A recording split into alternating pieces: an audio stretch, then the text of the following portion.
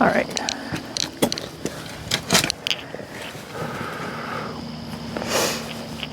So, What's up? what did we accomplish today? Well, we got the concrete poured. How many meters do you think it was? That was 23 and a half. 23 what? 23 and a half. 23 and a half meters of concrete. Yeah, it's a lot of work. Yeah, I've got zero experience pouring concrete and construction in general. So, That was hard work for me. yeah. Like just with you guys not having a lot of experience and stuff. Well, Akeem, our buddy Akeem came over and he was here for the whole day. Huge help. Wouldn't have been able to do it without an extra person. The island boy. Yeah, the island boy. He's the best. Yeah. Good dude. But yeah, he's got a little bit of experience, I'm pretty sure, pouring concrete. But yeah, you've, I guess, got the most.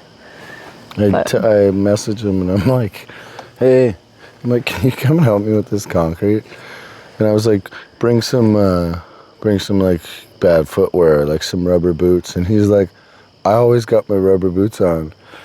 And I didn't really understand what he meant until he was here today. And then he's like, takes his bags off and his shoes. And I'm like, oh, now I get it.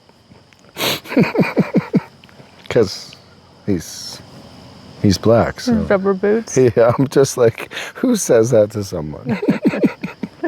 And I didn't get it till today. I was like, oh. He just laughs at me. I'm like, man, you're hilarious. Well, you were really in the trench. I guess he was in the trenches too. He had garbage bags up to his knees to cover his nice shoes that he had on. When he had his shoes, I was like, well, you didn't bring any like, he's like, yeah, I just pulled some bags up and black tapes them. I'm like, I guess that works. Whatever works. That's like old school, like grade school, you know? You got soaker, you put a bag in your shoe. I was like, this is smart. But no, I really do appreciate that. That was a crazy amount of work. So pretty much it's getting close to winter, or it feels like it anyways. It's starting to get cold. It's already September. Well, we've been getting frost here. Like, yeah. It's dropping under like 4 or 5 at night. Oh, we've been talking about building this garage since when?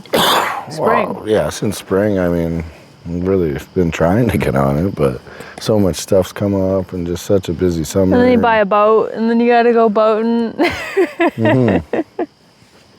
Who doesn't love shooting rooster tail in a 700 horsepower boat? Like, yeah, just bottom line, we never really got serious about it, I guess, until now, because it's starting to get cold. I need a place to work for the winter inside. I have my mobile mechanics business, and wow, I can only do so much outside, so. This is more than enough room. It's 3 bays. Yeah, so our shop's gonna be 33 by 30. Yeah, like 30 feet deep and 33 feet wide. It's a weird size, but that's just, when I leveled the pad area, I did it all by eye, so I just stretched the form to what would fit the area that I did, which, it'll look nice. It'll turn out good.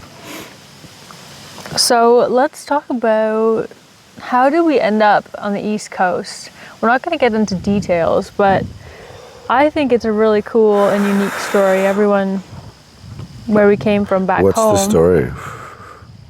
What do you mean? What do you mean? What's the story? Well, the short of it, you moved out here. Oh, that part. With nothing, lived in a shed or a shack for a couple months. That's not really the beginning of the story, though, because I came here the first time with my brother, and we literally, it was like, there was snow on the ground. It was like -7, and we camped here, because he literally found this property on Facebook, a Facebook group or something like that, and he bought this one and another one that he has now. He built a place on, and then I came here with him, and he's like, "Oh, you think you want this?" I was like, "Yeah, sure." I'm like, "I'll buy this off you." And I mean, we got it for a really good price. So, you know, it's -7. We're camping over here, and it was so funny. In the tent. And then the neighbor across the road comes over, and she's like, "Hey, the fuck are you guys doing? So we come up there and we're like, hey, what's up? She's like, what are you guys doing? And we're like, well, we're camping here.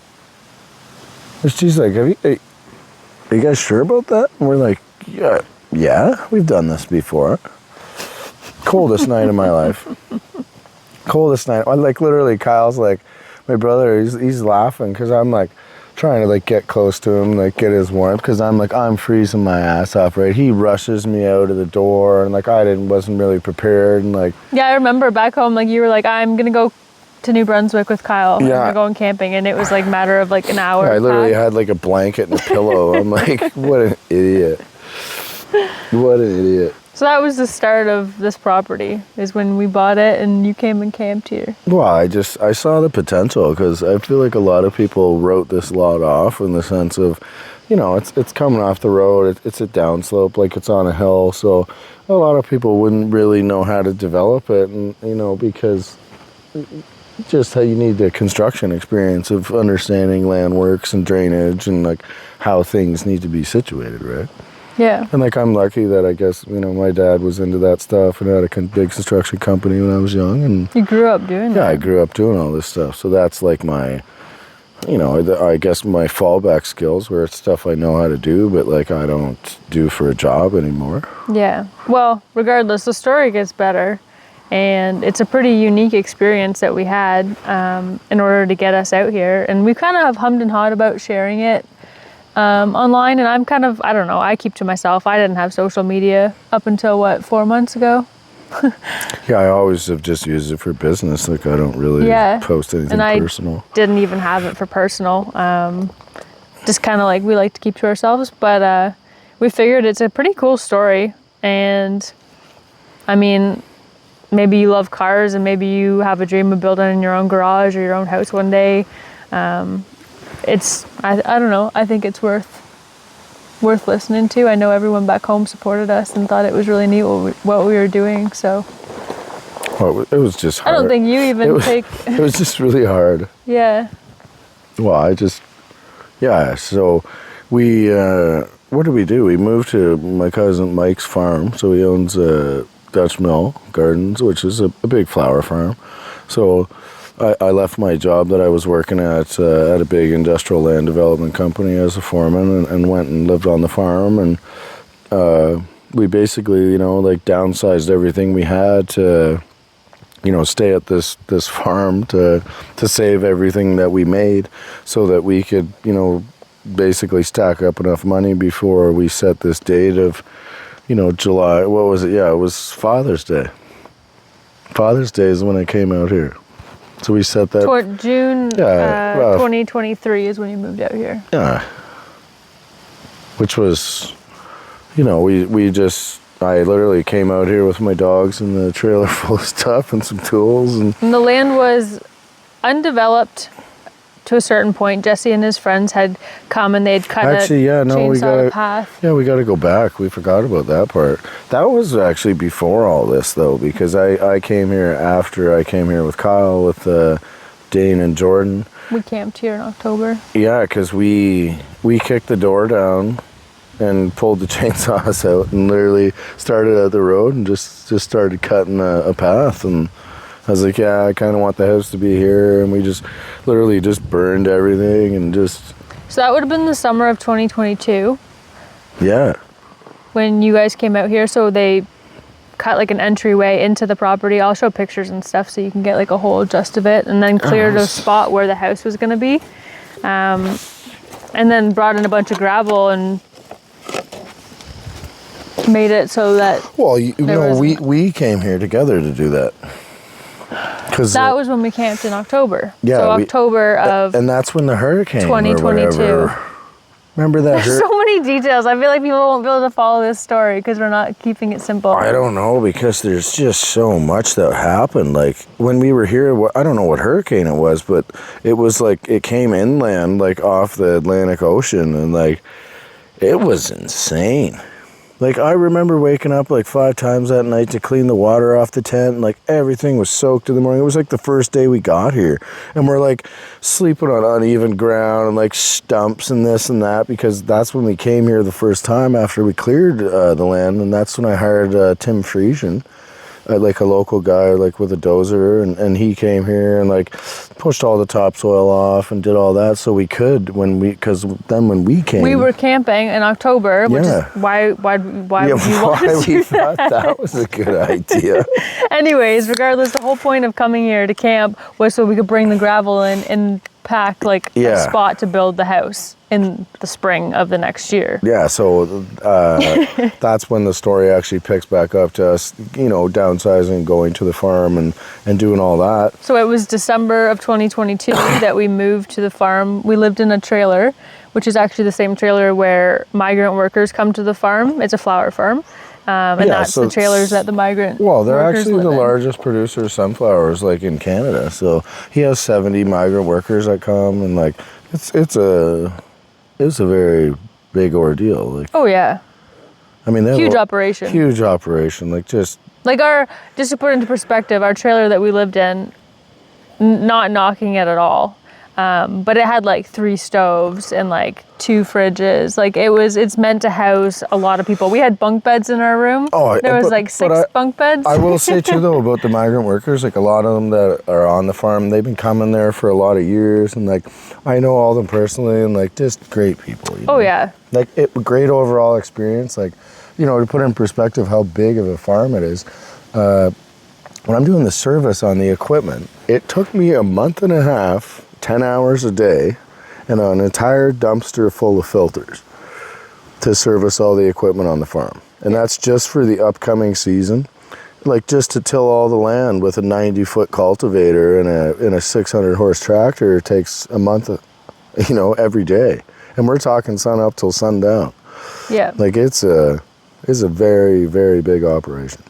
And awesome though that the same workers have been coming, most of the same ones have been coming there all their lives. So Jesse growing up at his cousin's farm knew these same guys that are still here today. So living on the farm, it was kind of cool because you were working on the farm and you got to like just to be able to, that and like hop in the side by side and just, go rip, and, there's a pond out back and, 10 kilometers of trails in the bush, and like it was just like a real time to reset and just think about, what's important and like what do we want. So from December 2022 to June 2023 is when we lived in the trailer, and essentially we didn't do much. We cut back on everything so that we could save all of our money for building our house. Literally. I even sold my pride and joy. Yeah, Jesse sold his truck that he loved, slammed, totally done out, updated suspension. Is that how you explain it? I'm not really good at explaining cars. It was a 15 regular cab long box, like full McNaughty's lowering kit. It was like a 5.7 drop, like on race stars, 4-wheel drive, like forged motor.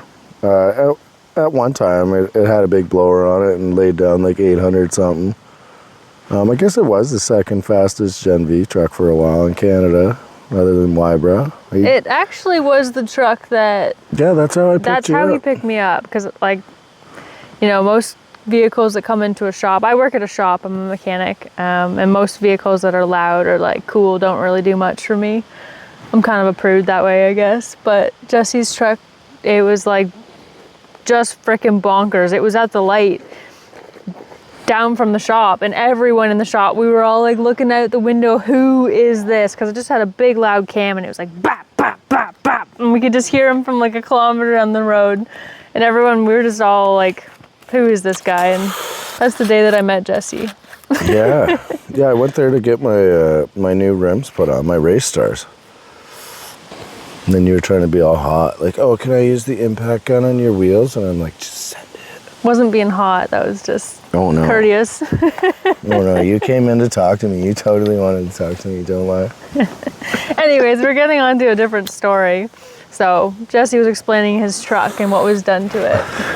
No, well, we were just talking about how I sold my truck and stuff so that we could, when we were at the farm, we brought everything back together and we downsized everything, and essentially, we saved enough money to to be able to come here and start this. Like, and that's when I did, I worked at the farm, almost a year? I guess. December, or were you working there before? No. No. Actually, yeah, I was. Were you? Yeah. Because I left 214 like a month or two before we moved. Okay, so... Because I was working there, that's because I called him after I left 214 and was like, hey, like, what do you got going on? I'm like, because I want to change some things. I was like, I'm getting out of construction world. Well, it's not even that. Just, after the shop thing, and like, I wasn't really doing what I like to do. Yeah. I mean, I did that to get us to where we need to go, but, it was not great. Like having a crew of guys working under you and the stress of everything and the personalities you deal with every day, trying to keep everybody happy, and just, it was a lot of stress and like a lot of work, and you're dealing with really dangerous stuff like underground work and like, like open trenches, and like sometimes we're working 20, 30 feet in the ground. Like it's, one little piece of dirt falls out of the bucket and somebody gets hurt. Like it's on me to make sure everything is safe and done properly. And like I took that job very seriously because a lot of the people I worked with were really young, right? Yeah, well, you got to in that field for sure. So it really was a nice break to go to the farm, and there's something oddly satisfying about tilling land in a tractor. and you know what? Like, I'm a horsepower guy and I love going fast, but like when you got a 600 horse tractor towing, 90, 100-foot cultivator, and the thing's just, like, the turbo is just this screaming, and, like, just the thing's roaring, like, everything about it, you're just like, yeah. And, like, all the birds are coming in to get the worms, and, like, you're just like, it's a really good day. It's a really good day. And, like, I don't know why, it really is. Like, if you ever get the chance to cultivate some land, I suggest you go try it. Jesse's down-home farm boy at heart. Well, I grew up... You grew up in the country. I grew up around there, and like, like, I will say, like, Mike and them and Ed and like his dad have been really good to me, and like, really great people. Yeah. But, getting back to the story here. So, when we finally, I guess, decided we had enough money, which is never enough. No. That's when I hopped in the truck and just, we had a few things on the back of the trailer, had all my tools, and I just... we loaded the rest of our belongings up into some sea cans. Yeah. Loaded Jesse up with what he needed to survive. Yeah, what I had, and that was it. That was it. It was, yeah, so I came here and... The first 2 or 3 days, I built a little shack in the woods, like a shanty, we called it. So it was just an 8x8 shed, like a high peak roof and like everything you needed. A nice little bed area, a little kitchen area. Like we didn't have running water or anything like that. I had hydro. Yeah, we had hydro here, but that was it. Nothing else. Yeah, so like running water was like, going to the grocery store and getting the Culligan bottles full of water, like the 20-liter ones, and, filling the shower up and warming water up, and, just like a little camper shower. I was gonna say, filling the shower up. Yeah. A camp bottle shower that you pump up and then you shower with. Yeah, so no, I spent, what, I guess... A good 7 months. Yeah. And for him coming out here, we had a little mini fridge that actually a guy I worked with, Davey, he gave it to us. It was his old beer fridge from his garage. God bless that thing, because I'm telling you, and that friggin' air conditioner your dad gave me, I would not have survived. Like a window air conditioner. Little window shaker. But anyways, I cooked Jesse a bunch of meals in like tinfoil containers when he moved out here. So I had shepherd's pie, chili. I wouldn't have made it without these. I don't know what else to say. I would have died. All like super just meals that you can just kind of like heat up in this little tinfoil thing. So as soon as he got to the property, he plugged his fridge in, and I remember getting a picture, and he had his coffee maker on top of his fridge, just like sitting in the middle of the woods. Wow, that's all I had. Yeah. And I'll show some pictures too of the shanties. No, well, like the first couple days they were hard because I had both dogs with me. I had Riley and Boss. Yeah. Boss, rest in peace. But it was a lot going on because I'm trying to, build a place that I can stay that's at least livable, so I'm not sleeping in the truck. Because sleeping in the truck the first 3 or 4 days was not good. So yeah, while you built the shed, you slept in the truck until you had somewhere to stay. Because there was nothing here. Like, it was actually nothing, right? Yeah. But once the shanty was done, we made it pretty homey. Like, we tried. And it had some windows.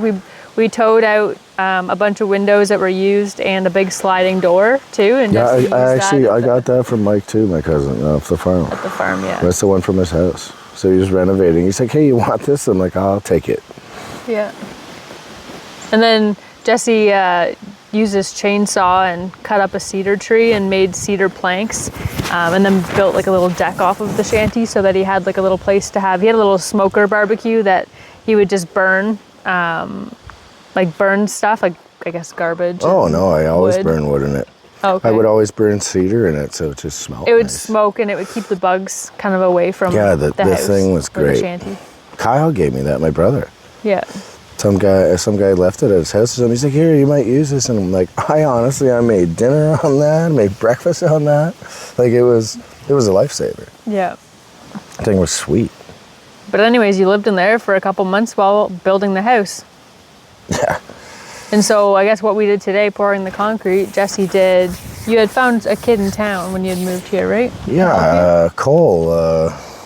I forget his last name now, but he owns the Sunset Pressure Washing in town. What a great kid. I literally met him with my brother Kyle. We were down there fishing at the covered bridge, and he was like trying out a Sea-Doo or something. Or Cole Kraus, that's it. So he's trying out some Sea-Doo that his dad had at the auction house there. Remember, I was talking to him, so I don't know how we ended up exchanging numbers or whatever, but I called him, I was like, hey man, you want to help me come pour some concrete? And he's like, yeah, sure. I was like, legit, this kid's cool. Good that was another thing too, like you didn't really know anyone coming out here at all. Like you knew no one, so. Yeah, I knew my brother, and like he was, he does what he does, but like he wasn't really around. Yeah. So, yeah, I really had to, meet all new people, and I met some really great people. Mm-hmm. Like the story of Kevin. We'll save that for another day. Stick to the house. The story of Kevin is a really good story. We have to get Kevin to tell the story of Kevin, though, because it's just... Yeah, how I met Kevin. Yeah. But anyways, yeah, I'll post the pictures of the progress of the house. So you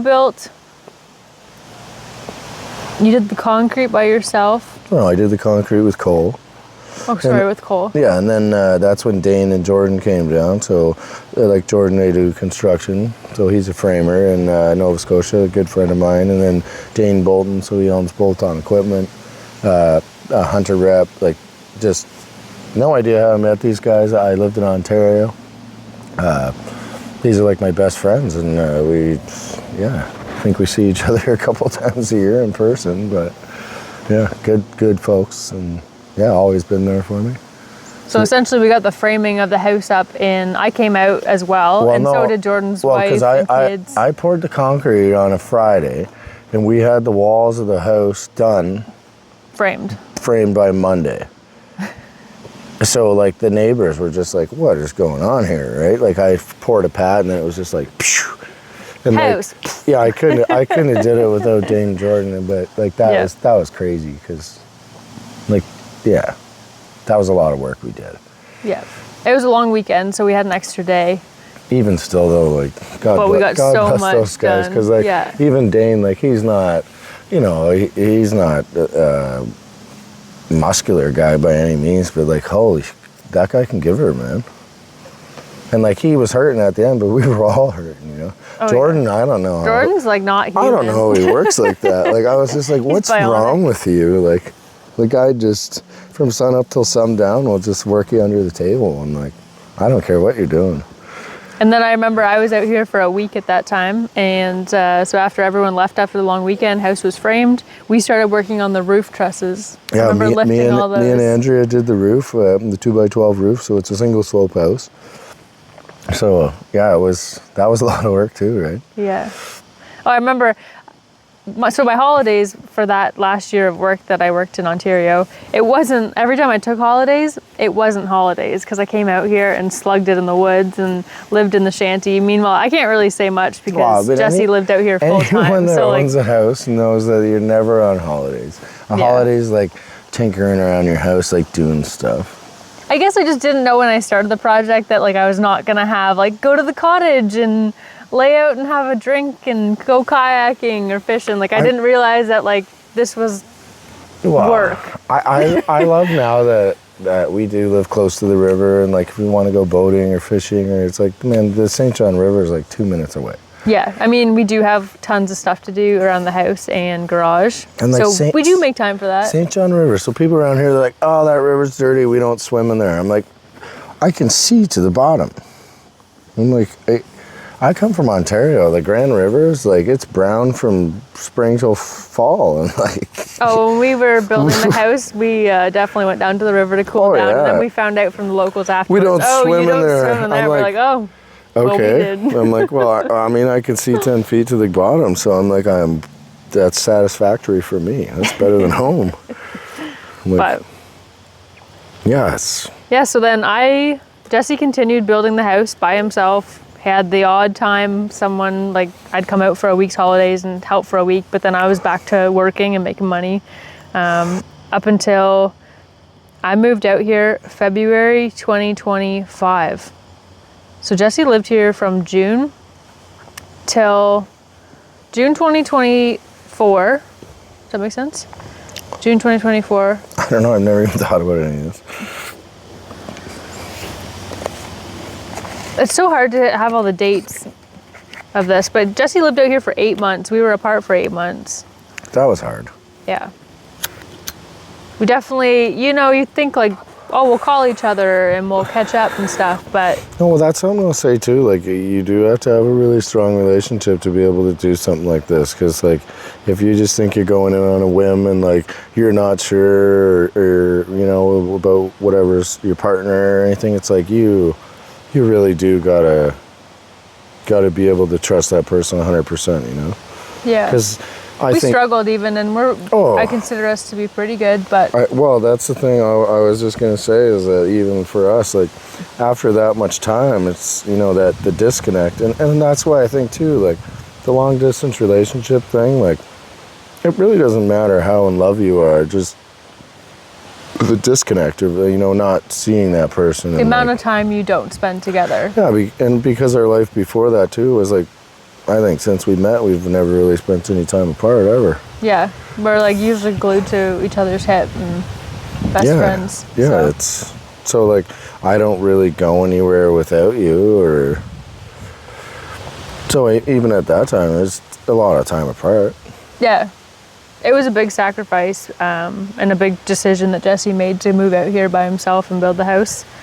Well, but I feel like I'm lucky too that I do have the skills. That my dad was a contractor, and it's done a lot of different things, and like showed me a lot of skills, and I've had a lot of good other teachers too, and I'm lucky to know how to do these things. Be handy, and have enough skills to do it. Well, it's like Red Green used to say, if they don't find you handsome, they sure find you handy.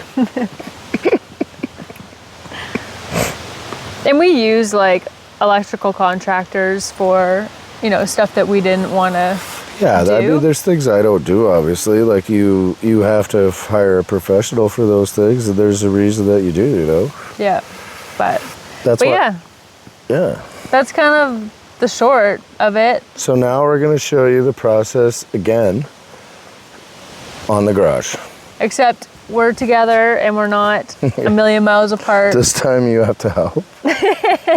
And I won't be visiting for a week at a time. I'm here for good.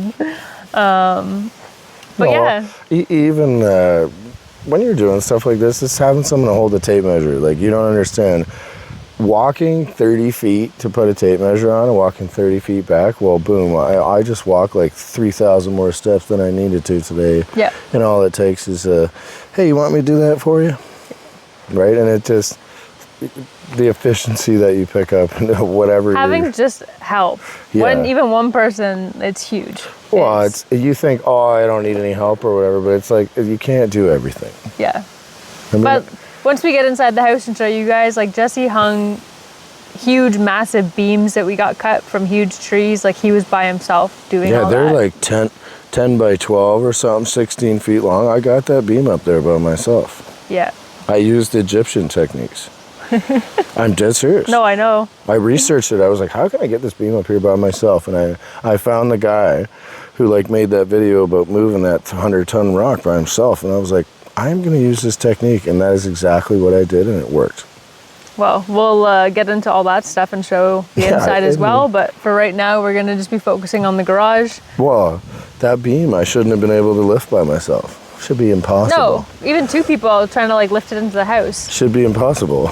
Yeah. Like it's a big piece of wood. There's a way to do everything, I guess, right? Just a matter of... Just don't give up. Yeah. It's like this today, you know? Like, I haven't worked like that in a while. This was hard. Jesse definitely did a lot of the brunt work. But I just mean too, like I'm not a young man anymore by any means. And you know, when I was young, I'm like I could do this all day long. And now I'm like, oh man. No, like not having the experienced hand to help you and like having to tell you guys everything, and it's like it takes that much more time. And then you saw at the end where I wasn't paying attention, and like the far end is setting up already and I should be finishing it, but I'm not paying attention. We were doing other stuff, yeah. Because I'm trying to explain, do this, but that's how it goes, right? You gotta. Yeah. That's why, like concrete, it's a dangerous thing. Like, if you don't know what you're doing and you're not on top of it, things can go bad really fast. And it's really expensive, so it's not something that you want to just like. Yeah. You can't screw it up. You can't. That concrete pad that's $5,000 worth of concrete. Like that's. Yeah. That's not cheap. No, but anyways. Yeah. That's enough of us talking. Yeah. We'll show the process, and we're going to continue filming the next couple weeks of us building the shop, and I think my dad's going to be flying out here to give us a hand. Nice. All right, well, stay following us and watch as we build our own garage for not a lot of money. Wide open throttle therapy.